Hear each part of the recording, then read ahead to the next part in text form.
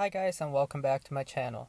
This video is my review for the series premiere of the brand new DC Universe and CW series, Stargirl. Now, I'm watching this version airing on the CW, so I might not have the chance to see some scenes that were only in the DC Universe version, so keep that in mind if I miss something. Anyway, on to the review. This episode introduces us to our main character, Courtney Whitmore, who will go on to become Stargirl. She's moving from California to Nebraska with her mom and her stepbrother and her new stepdad, Pat, who was actually Starman's sidekick, as she later finds out when she finds the cosmic staff. I thought this was a great premiere, and it immediately got me hooked onto the show. It has a wholesome feeling to it that I loved.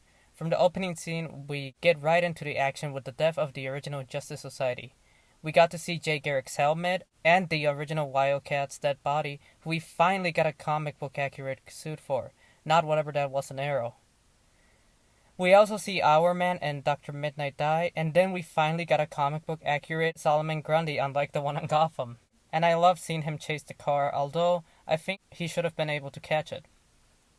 Anyway, that leads to Starman's death, where he tells Pat to pass on the torch. I found it funny at first how he kept on saying he shouldn't be the one to take on the mantle, but then it started getting a bit annoying. Anyway, I loved this opening scene. It immediately got me hooked on the show. The costumes looked great, and the CGI looked great. Honestly, it felt like a movie. The next scene shows us Courtney waiting for her dad on Christmas, and at this moment I immediately thought that Starman was her dad, just like she ended up thinking later.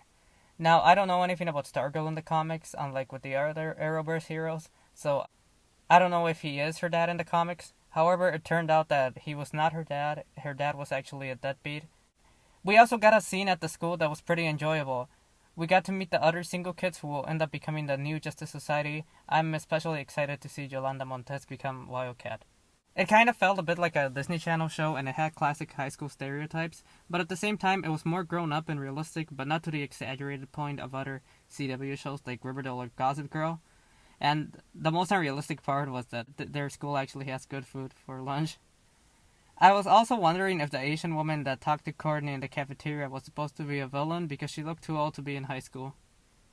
I also liked how the staff seems to have its own personality. It adds humor to the show, and I liked how they set up Courtney as a gymnast to make it more realistic that she would be flexible and able to do what she does as Stargirl. I love the twist that Brainwave was the bully's father, because it reminds me of Lex and Lionel's relationship in Smallville. It kind of feels like he might be abusing him.